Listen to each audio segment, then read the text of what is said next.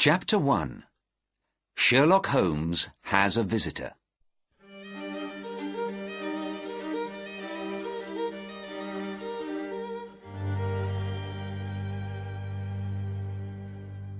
When visitors came to see Sherlock Holmes in Baker Street, they often did surprising things. Sometimes they put their heads in their hands and cried. Sometimes they talked and couldn't stop. And sometimes they just sat there and didn't say a word. But nobody was more surprising than Dr. Thornycroft Huxtable. He was a large man, tall, well-dressed, and important-looking. He came into the room, walked to one of the big chairs, and suddenly fell into it. He sat there, with his eyes closed, looking white and ill. I ran to get some water for him. Then I got my doctor's bag and looked at him carefully. "What is it, Watson?" said Holmes. "He's all right, I think," I said. "He's just very, very tired, and probably hungry, too." Holmes looked in the man's pockets and found a train ticket from Mackleton in the north of England. "Mackleton? That's a long way," said Holmes. "It's not 12 o'clock yet, so he probably left home before 5 o'clock this morning." After a minute or two, the man began to move, and his eyes opened. A second later, he got quickly to his feet. His face was now red and unhappy. "Mr. Holmes, I am so sorry. I forgot to eat or drink anything this morning. That's why I felt ill." "When you feel better," I began. "I'm better now, thank you," said our visitor. "And I want very much to talk to Mr. Holmes, to ask him something. Please, Mr. Holmes, come back to Mackleton with me by the next train." "I'm sorry, that's not possible," said Holmes. "I'm working on two important cases, the Ferrers case and the Abergavenny case. I cannot leave London at the moment." "Important cases?" our visitor cried. "But this case is very important too. You know about the kidnapping of the son of the Duke of Whodunit 3 days ago?" "What? The government minister?" "Yes, that's him. So you didn't know?" "It's not in the newspapers yet, that's true. But Sherlock Holmes always hears news before other people, I thought." Holmes went to get one of his books and began to read the page about the Duke of Whodunit. Whodunit, 6th Duke. Wife, Edith, daughter of Lord Grey. One child, Lord Arthur Saltire. Houses in London, Lancashire, and Wales. Government minister for this, for that, for the other. "Well, well," said Holmes. "He's one of the greatest men in the country." "One of the greatest and one of the richest," said Dr. Huxtable. "I know, Mr. Holmes, that you don't work for money. But I must tell you this. The Duke is offering £5,000 for news of his son. and another £1,000 for the name of his kidnapper. That, said Holmes, is a most interesting offer. He looked at me. Watson, I think we are going with Dr. Huxtable back to the north of England this afternoon. Holmes then looked at Dr. Huxtable. Now, sir, tell me everything. What happened? When did it happen? How did it happen? And why does Dr. Thornycroft Huxtable come to ask for my help 3 days later? Our visitor drank some water and began his story.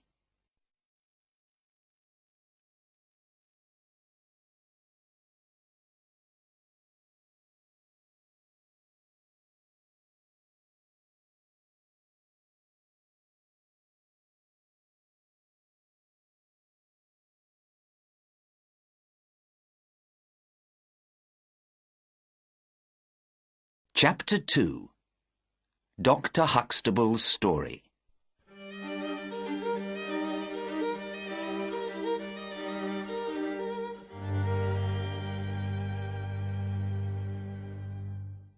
My school, the Priory School near Mackleton, is the best school for young boys in England, began Dr. Huxtable. We have the sons of Lord Soames, Lord Lever, and of many other important people. 3 weeks ago, Mr. James Wilder, the Duke of Whodunit's secretary, came to see me. The Duke, he said, wanted to send his son, the 10-year-old Lord Saltire, to my school. On the 1st of May, young Lord Saltire arrived. He's a nice boy, and he soon began to like school life, and to make friends. His life at home, you see, was not very happy. We all know about the Duke and his wife. The Duchess, of course, now lives in the south of France. She left the Duke about 3 months ago, I think. But the boy loved his mother, and was very unhappy when she left. Because of this, the Duke sent him to my school. And after 2 weeks with us, he was much happier. Then, on the night of the 13th of May, he disappeared. The way to his bedroom is through another, larger room. 2 older boys sleep there. One of them never sleeps very well, and he heard and saw nothing that night. So young Arthur did not go out through that room. His window was open, and there is ivy all up the wall of the house. It is easy to get out of the window and down the ivy to the ground. So we think that he went out that way. He was in his usual school things, we think. A short black coat and dark blue trousers. We looked all through his room very carefully, but we found nothing strange, nothing unusual. When I learnt the news at 7 o'clock on Tuesday morning, I called everybody into the big schoolroom. Then we learnt more bad news. Heidegger, the German teacher, was missing too. His room is not far from Arthur's room. Heidegger went down the ivy. We know this because we found his footprints on the ground under the window. We know, too, that he was only in his coat, trousers, and shoes, because we found his shirt and his socks on the floor of his room. And he took his bicycle with him. Heidegger came to the school a year ago. He's a good teacher, but the boys don't like him, because he isn't very friendly. So, Mr. Holmes, we have 2 missing people. It's now Thursday, and there's still no news of them. Holmes took out a little notebook and began to write things down. "The boy didn't go home, of course," he said. No. We asked at Whodunit Hall at once," said Dr. Huxtable. "The Duke is very afraid for his son, and I am the unhappiest man in England. Mr. Holmes, you are a famous detective. Please help me." "You make things very difficult for me," Holmes said. "How can I find marks in the ivy or on the ground after 3 days? Why didn't you come to me at once?" "Because of the Duke," Dr. Huxtable said. "He doesn't like people talking about his unhappy family life." "And what are the police doing?" "Well, they heard about a boy and a young man at the station early on Tuesday. They looked for them, and last night they found them in Liverpool. But it was a man and his son going to visit a friend. We lost 3 days because of that. And last night I couldn't sleep. So I took the first train down to London this morning." "Well, Dr. Huxtable, some more questions," said Holmes. "Did the boy take German lessons?" "No." "So he didn't know the German teacher well, then?" "He probably never spoke to him," said Dr. Huxtable. Said Holmes. "Does the boy have a bicycle?" "No." "Was any other bicycle missing?" "No." "So, did the German teacher ride away on his bicycle in the night with the boy on his back?" "I don't think so." "But what happened to the bicycle?" "Now, what about visitors? Did the boy have any visitors the day before?" "No." "Did he get any letters?" "Yes, 1 letter, from his father." "Do you open the boy's letters, Dr. Huxtable?" "No." "Then how do you know that the letter was from the father?" "I know the Duke's handwriting, and he says that he wrote a letter to his son." "Did the boy get any letters from France?" "No, I never saw any." "Do you understand me, Dr. Huxtable?" Holmes said. "Did someone take the boy away, or did the boy go freely? Because he had a letter from France, perhaps?" "I don't know," said Dr. Huxtable. "He only had letters from his father, I think." "Were father and son very friendly?" "The Duke is not a very friendly man, Mr. Holmes. He's not a bad father, but he is a government minister, and has a lot of things to do." "So the boy felt more friendly to his mother?" "Yes." "Did he say that?" "No." "Did the Duke tell you, then?" "Oh, no. The Duke never talks about things like that." "So how do you know?" "Mr. James Wilder, the Duke's secretary, told me." "I see," said Holmes. "That last letter of the Duke's, where is it now?" "The boy took it with him," Dr. Huxtable said. "It's not in his room. Mr. Holmes, our train leaves in half an hour." "Right," said Holmes. He looked at me. "Watson, let's get ready and go off to the north with Dr. Huxtable. Perhaps we can find some answers to this mystery."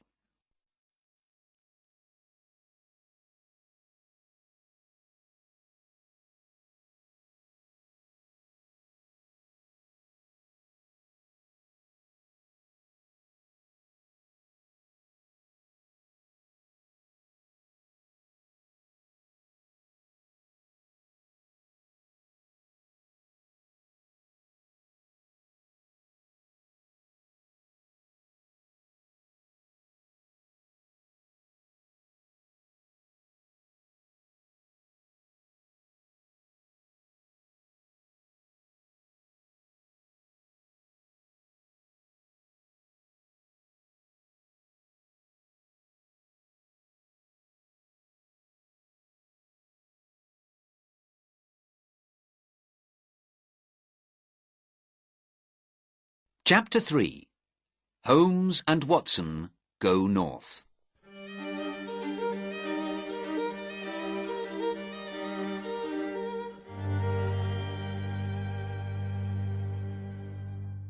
It was dark when we arrived at Dr. Huxtable's famous school in the northern hills. We went quickly into the building out of the cold, and at once someone ran up with news for Dr. Huxtable. He looked very surprised. "The Duke is here," he told us. "The Duke and Mr. Wilder, his secretary, are in my office. Come and meet them." The government minister was a tall man, with a long, thin face. He had red hair and a great red beard. He looked at us and did not smile. Next to him stood Mr. Wilder, a very young man. He was small, with blue eyes and a watchful face. He spoke first. "The Duke is surprised, Dr. Huxtable, to see Mr. Sherlock Holmes here. He doesn't want people to know about this. You know that. So why didn't you speak to the Duke before you went to London?"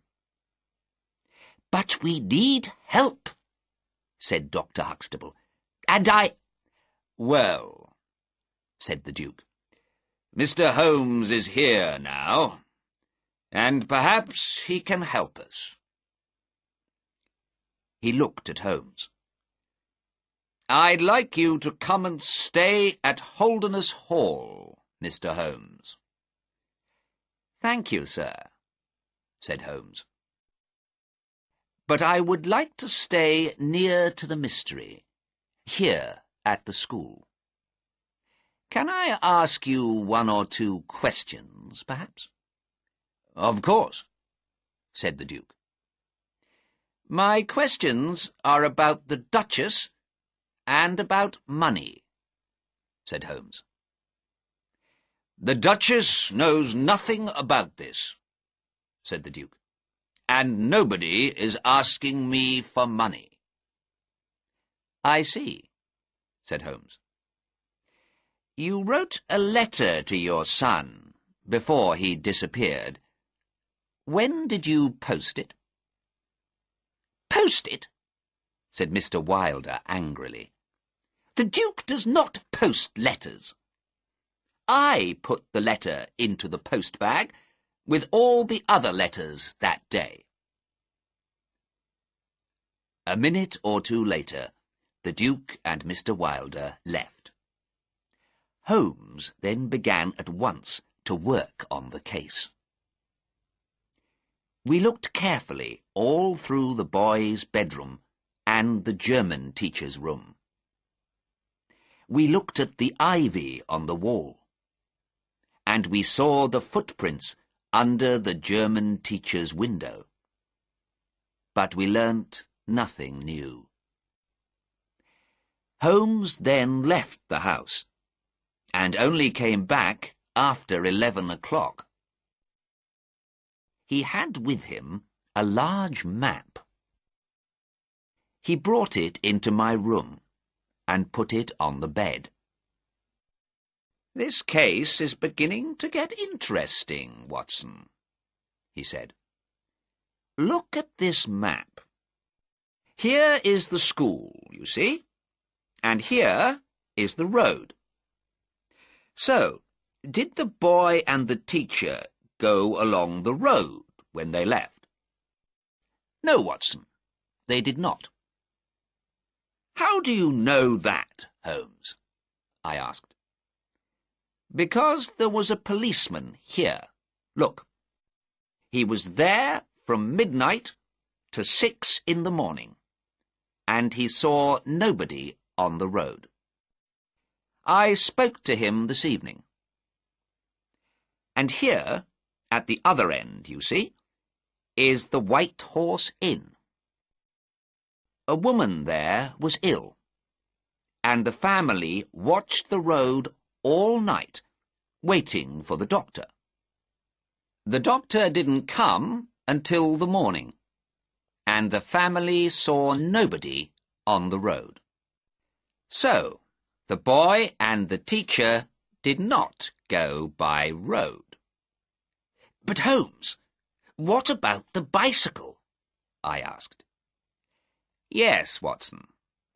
We must remember the bicycle, of course. But first, let's look to the south and the north. To the south, we have a big river. No bicycles there, then. And to the north, we have the trees, called Ragged Shaw, and then a great moor, the Lower Gill Moor. And here is Whodunit Hall, 16 kilometres from the school by road, but only 9 kilometres across the moor. No other houses until the Green Man Inn along the Chesterfield Road." "But the bicycle," I said again. "Yes, yes, Watson," Holmes said. "It is possible to ride a bicycle across the moor. Difficult, but possible." Just then, Dr. Huxtable came quickly into the room. "News, Mr. Holmes," he said excitedly. "I bring news." In his hands was a blue school hat. "Look, this is the boy's hat. One of my gardeners found it this evening." "Where, man? Where?" asked Holmes. "Just north of Ragged Shaw," said Dr. Huxtable. "Aha!" said Holmes. "What did I tell you, Watson? Tomorrow we must walk north, across the moor."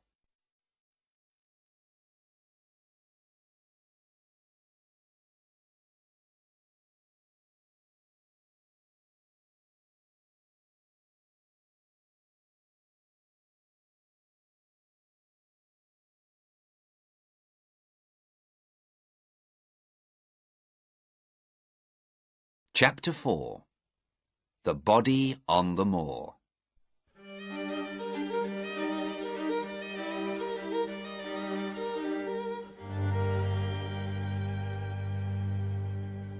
Very early the next morning, I opened my eyes and saw Holmes next to my bed. He was already dressed. "Come, Watson," he cried. "There is hot coffee ready for you. We leave in 10 minutes.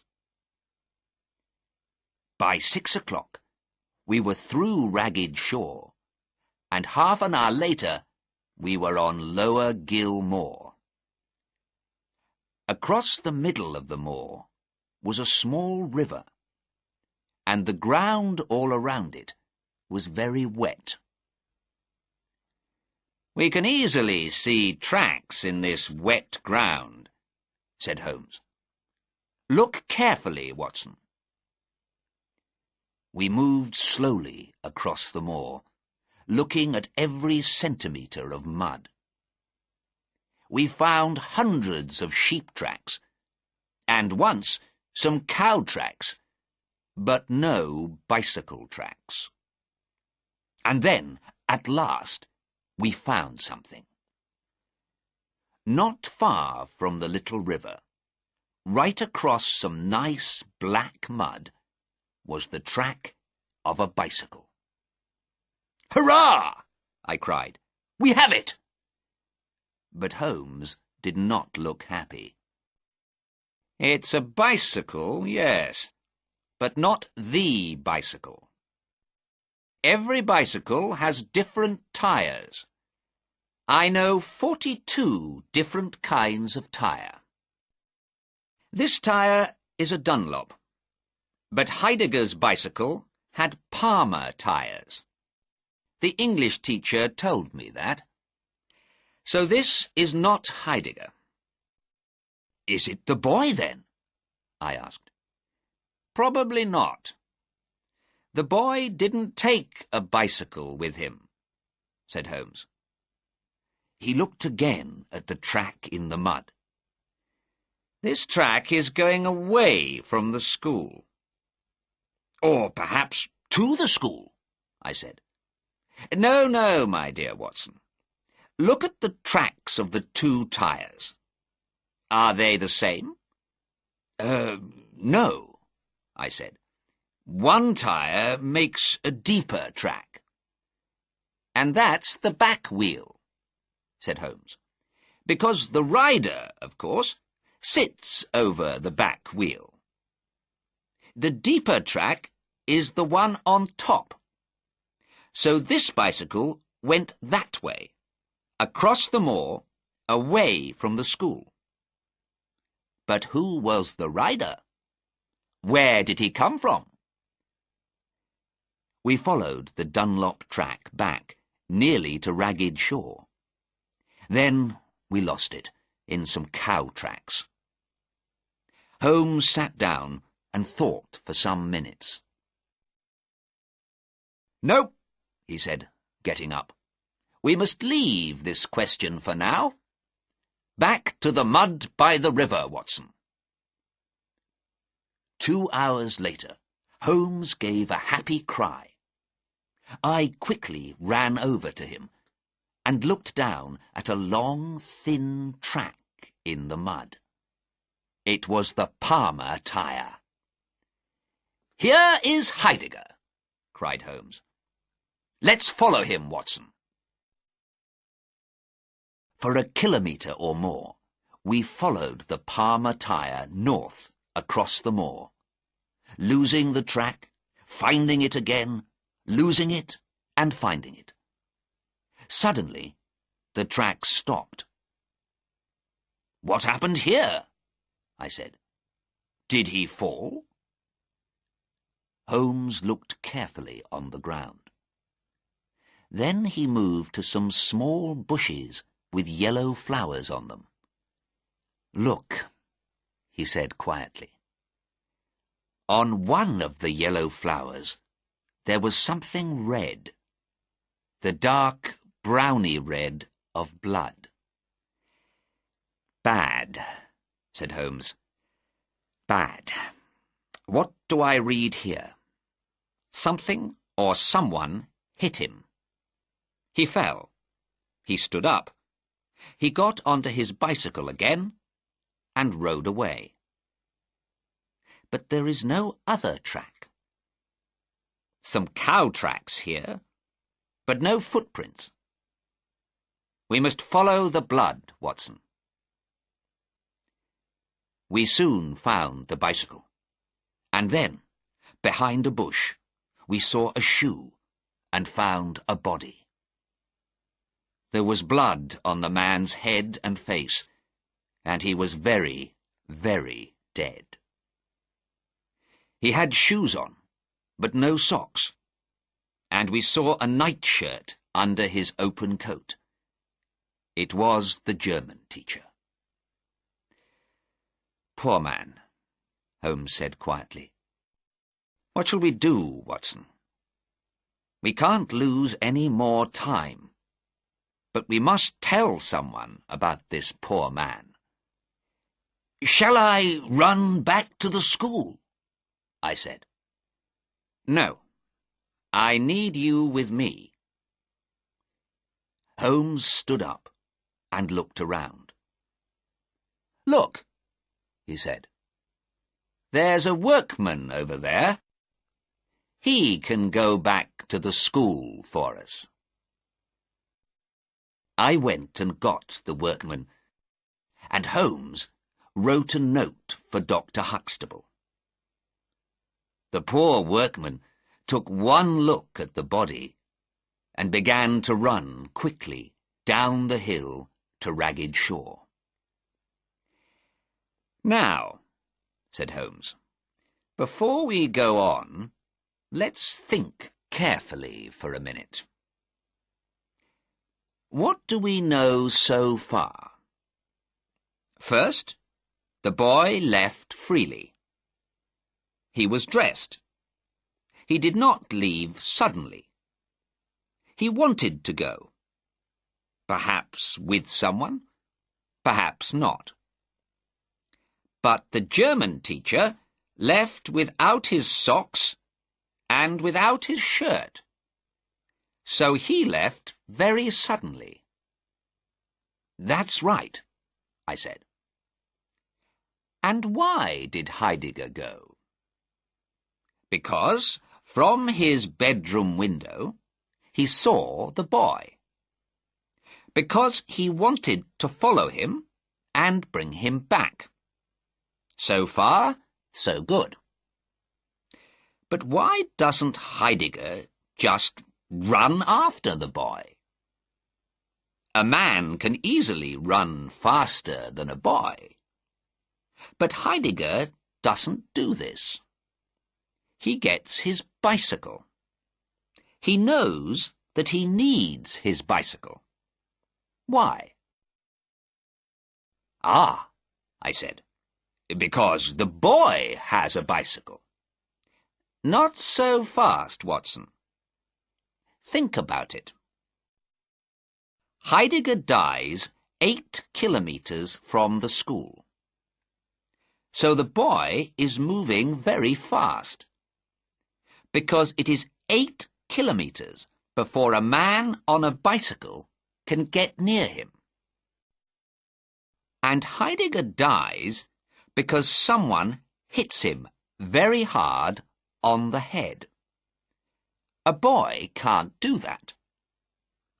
So there was someone with the boy, a man, let's say.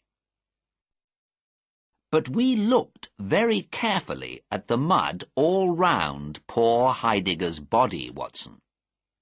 And what did we find? Some cow tracks, but nothing more. No footprints from people. No bicycle tracks. "Holmes," I cried, "this is not possible." "Very good, Watson," he said. "It's not possible. So something is wrong with my thinking. What can it be?" "Perhaps," I said, "Heidegger broke his head in a fall." "In mud, Watson?" "Oh, I don't know. I just don't know." Come, Watson," said Holmes. "Every mystery has an answer. But for now, the Palmer tire can tell us nothing more. So we must go back to the Dunlop tire." We found the Dunlop track again, and followed it north. Here there was very little mud, and we lost the track. Across the moor, we could now see Holderness Hall, some kilometres to our left. And in front of us, we could see the Chesterfield Road. We walked down to the road and along to the Green Man Inn.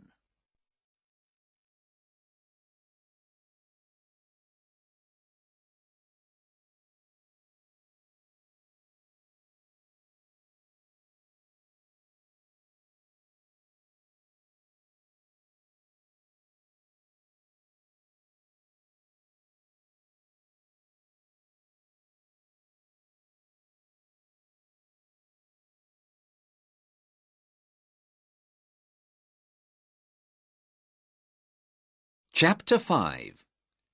A Visit to the Green Man.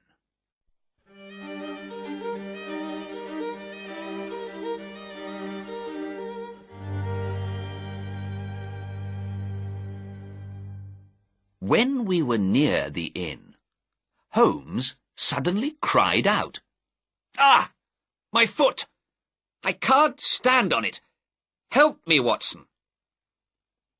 I took his arm, and we walked slowly to the door of the inn.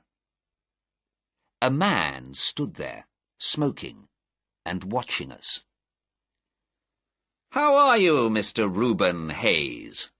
said Holmes. "Who are you, and how do you know my name?" said the man. He looked very unfriendly. "Because it's on the door of the inn, over your head," said Holmes. "But can you help me, Mr. Hayes?" "No, I can't." "But I need help. I can't put my foot to the ground." "Well, don't put it to the ground." Holmes smiled. "Look," he said, "it's very important, and I can offer you £1 for the use of a bicycle." "Where do you want to go?" asked Mr. Hayes. "To Whodunit Hall." "Oh, friends of the Duke, are you?"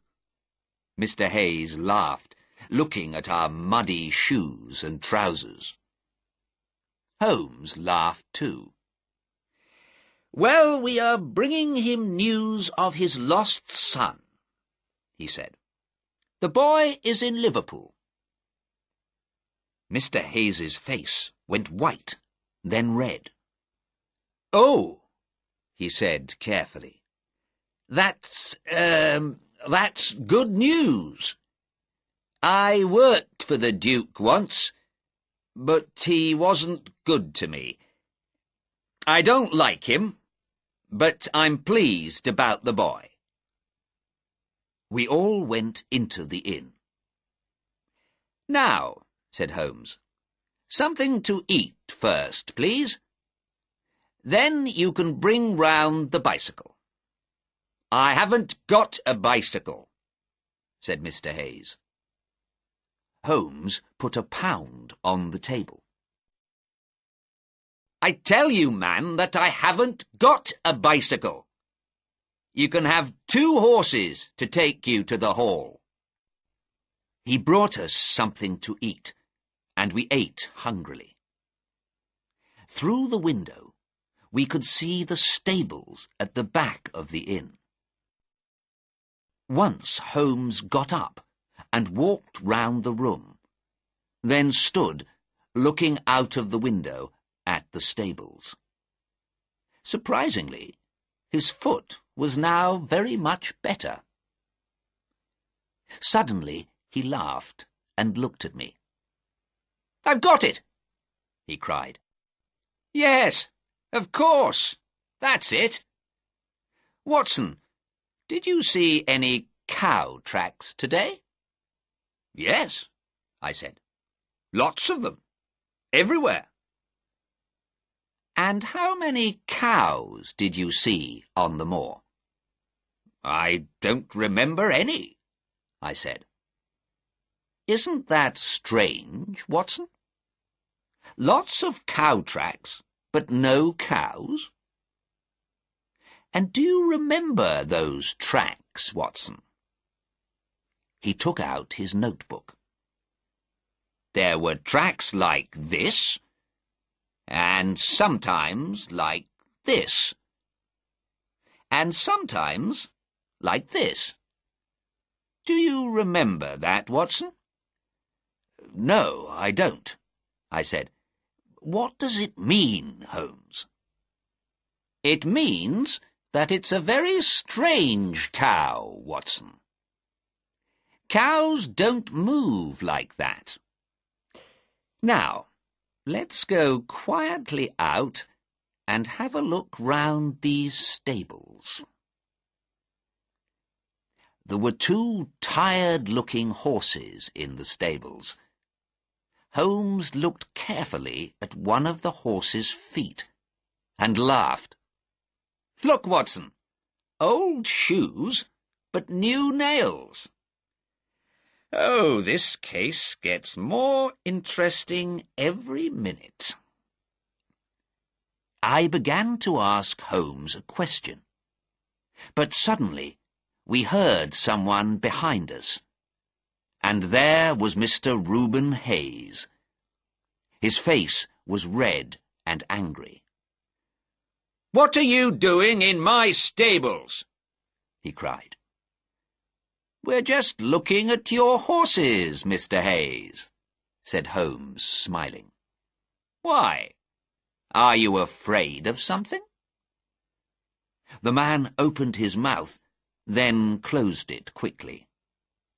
His face was still red and angry. Holmes did not give him time to speak. "I think your horses are tired, Mr. Hayes. We can walk to the hall. It's not far."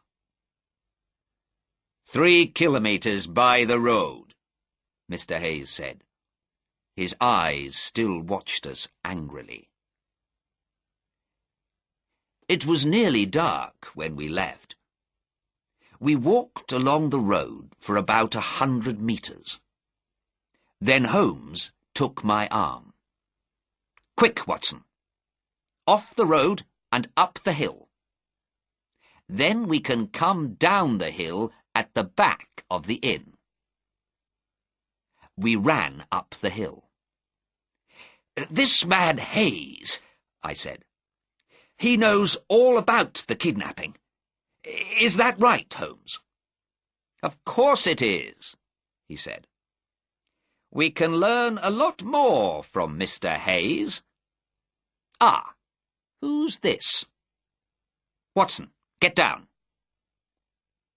There was a bicycle on the road. It came past us very quickly, and we saw the rider, Mr. James Wilder, the Duke's secretary. His face was white and afraid. "Quick, Watson," said Holmes. "We must watch him." We ran down the hill and stopped when we could see the back door of the inn. Wilder's bicycle was by the wall near the door. For 5 minutes, nothing happened. Then a man on a horse rode quickly out of the stables and disappeared down the road. "What do you think of that, Watson?" said Holmes. "Somebody's running away." "Yes, but not James Wilder, because there he is at the door." We could see Wilder in the light from the door. He stood there looking out, and 10 minutes later another man came down the road and went into the inn. Then a light came on in a room upstairs. "Come, Watson, we must get nearer," Holmes said. We went down the hill and walked very quietly to the back door of the inn. The bicycle was still by the wall. Holmes looked at the wheel and laughed quietly. "A Dunlop tyre, Watson. Now, I must look through that upstairs window. So I need your back, Watson. Holmes stood on my back, but only for a second, and then he was down again. "Come, my friend," he said. "It's a long walk to the school, so let's start at once. I can give you all the answers to this mystery tomorrow." It was a long, cold, muddy walk back to the school. I went to bed at once. But Holmes went out again, to Mackleton, I think. I was very tired, and slept all night like a dead man.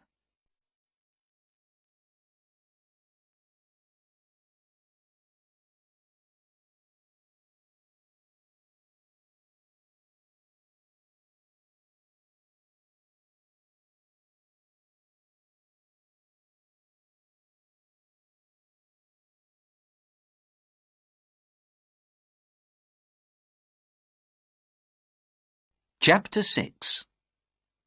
Sherlock Holmes talks to the Duke.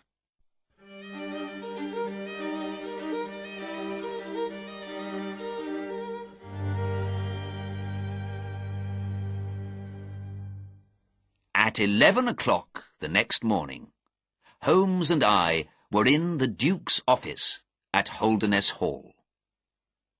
Mr. Wilder came to speak to us. "The Duke can see no one today," he said to Holmes. Holmes looked at him coldly. "The Duke can see me," he said. "Please tell him that I am here." After half an hour, the Duke of Whodunit came into the room. He looked older, tired and ill. "Well, Mr. Holmes," he said. Holmes looked at James Wilder. "I can speak more freely without your secretary here, sir." "Very well," said the Duke tiredly. "Please, James." James Wilder gave Holmes an angry look, but he went out of the room and shut the door. Holmes looked at the Duke. "You are offering, I hear, £5,000 for news of your son." "True. And another £1,000 for the name of the kidnapper." "True." My friend smiled. "I see your cheque-book on the table, sir. I would like to have your cheque for £6,000. "Mr. Sherlock Holmes," the Duke said angrily, "what is this about? Do you have news of my son or not?" "Oh, yes," said Holmes. The Duke's eyes never left Holmes's face. "Where is my son?" he said quietly. "He is, or was last night, at the Green Man Inn, 3 kilometres along the road to Chesterfield." The Duke fell back in his chair. "And the name of the kidnapper?" Sherlock Holmes's answer was a very surprising one. "You," he said. "And now, sir, your cheque, please." The Duke stood up, his face white and angry. Then he sat down again and put his face in his hands. It was some minutes before he spoke. "How much do you know?" he asked. "I saw you with him last night," said Holmes. "And how many people know about this?" "Only I and my friend here, Dr. Watson." The Duke took out a pen, opened his cheque-book, and began to write. "When I made this offer, I didn't know—" He stopped, then began again. Are you and your friend going to talk about this, Mr. Holmes? I don't understand you, sir, said Holmes. I mean, nobody needs to know about this little family mystery. Just you and your friend Watson. Look, here is my cheque for £12,000. Holmes gave him a cold little smile. I'm sorry, sir. There is a dead man in this case, you remember? But that wasn't James, cried the Duke. He knew nothing about it. He was very, very unhappy when he heard about the killing. Murder, said Holmes. But James wasn't there. And when he heard about it, he came to me at once and told me everything. Oh, Mr. Holmes, you must help him. You must. He is not the murderer. The murderer ran away last night. Holmes smiled again. I have a little more news for you, sir. The police met Mr. Reuben Hayes last night at Chesterfield Station. Mr. Hayes is not running anywhere for a very long time. The Duke looked at Holmes with an open mouth. You know everything, he said. But I am pleased to hear about Hayes. He was always a bad man. And that news can only help James. James? Your secretary? Said Holmes. No, sir. My son. James Wilder is my son.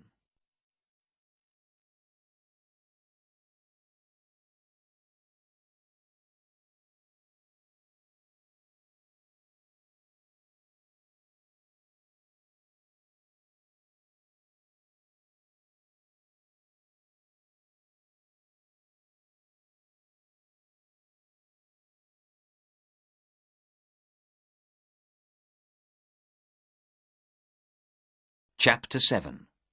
The Duke's Son.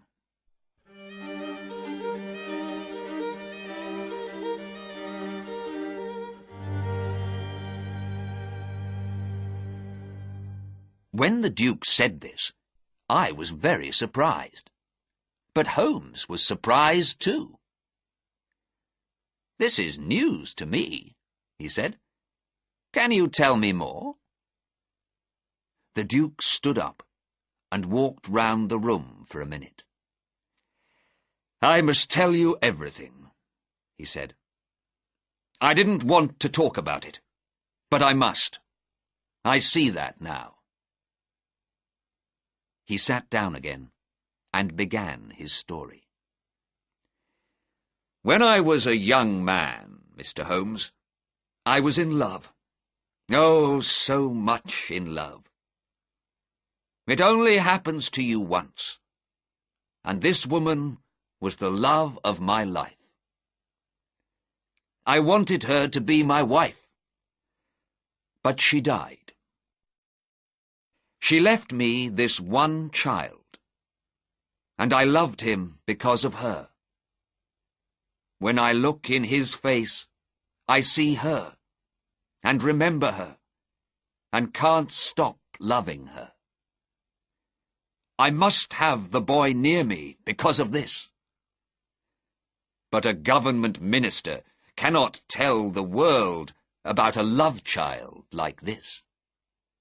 So, to the world, James is my young secretary, not my son. He knows that I am his father. He hates the Duchess because she is not his mother. And he hates my younger son, Arthur, because Arthur has everything. Arthur has a name, a famous father, houses, money, everything. James has nothing.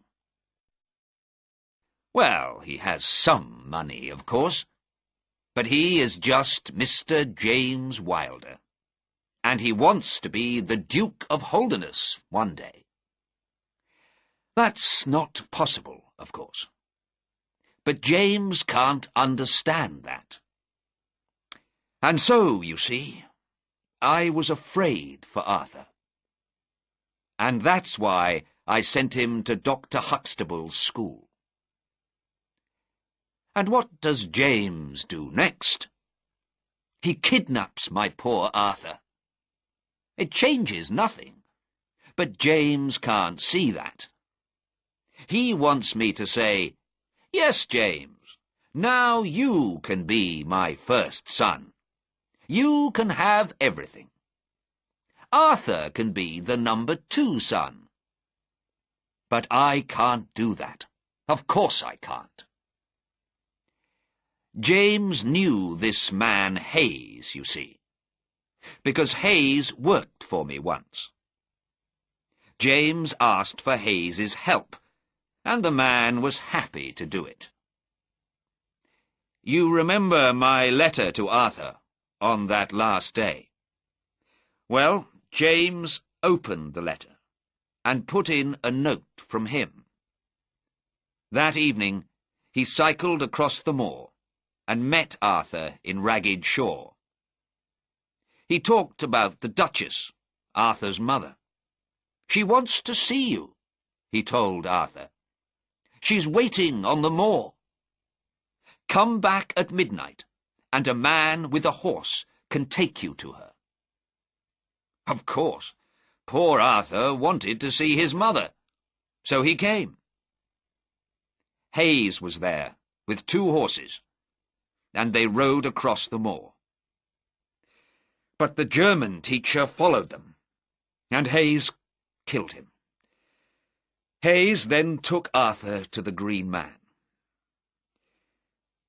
Well, Mr. Holmes, I knew nothing about any of this until the murder. James is a bad boy, but he does not murder people. When he heard the news, he came to me at once, crying. What could I do? I didn't want the world to know about this. So James went down to the Green Man.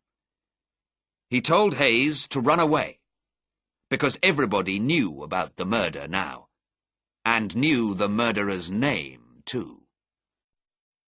Hayes left at once. Later, I went down and saw Arthur. I left him there with Mrs. Hayes, because I couldn't say anything to the police just then. So, Mr. Holmes, now you know everything.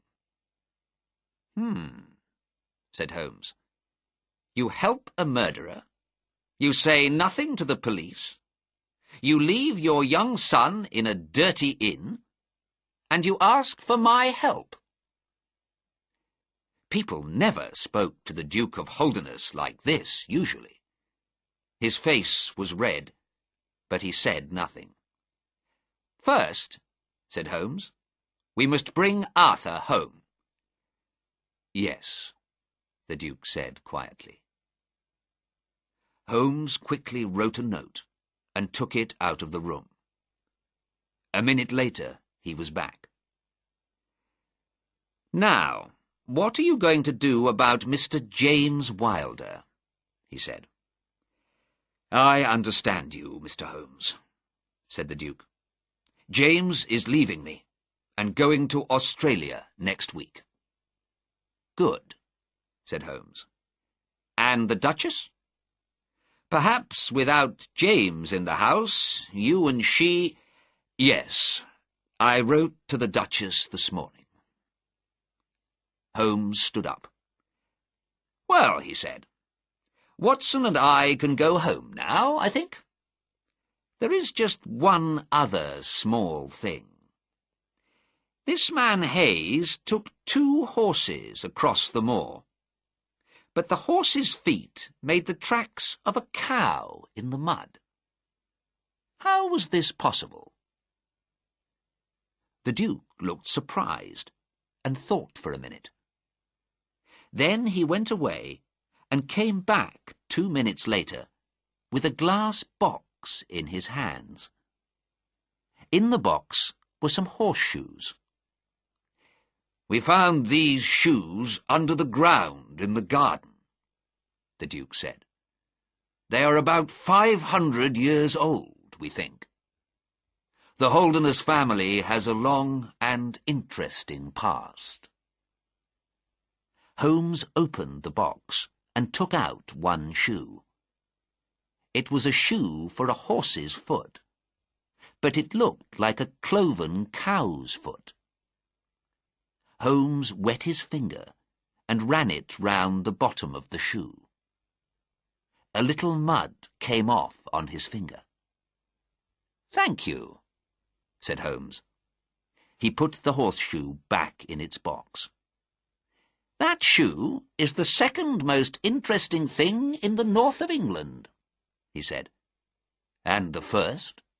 asked the Duke. Holmes took the cheque for £12,000 from the table and slowly put it into his notebook. "I am a poor man," he said. He looked lovingly at the notebook, then put it carefully in his pocket.